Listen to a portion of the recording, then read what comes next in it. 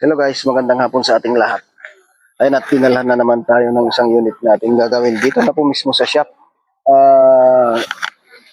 Hindi na siguro makapaghantay doon sa kanilang schedule dahil nga napakarami nating ginagawa. EX60 mga buddy ito. Ayan, ang kanyang sakit ay mahina daw gumalaw. Mahinang lumakad ang kanyang mga paa pero okay naman yung kanyang galaw. Kaya yan ang ating susolusyonan. Dalawa pala itong mga nanditong unit mga buddy pero okay na yung isa. Kaya bali ito lang yung ating i-repair.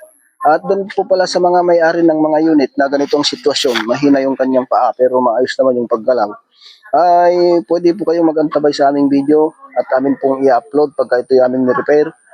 Para po baka sakaling inyong masundan at kayo na lamang ang gagawa. Kung inyo pong kakayanin, lalo na doon sa mga malalayo na halos hindi na po namin mapuntahan at medyo malayo-layo na po. Antabay po tayo sa aming mga video mga buddy. At sa lahat ng mga manonood, maraming salamat po. Pakilike and share ang aming video, Raul Hydraulic Vlog. Thank you po. Magandang hapon.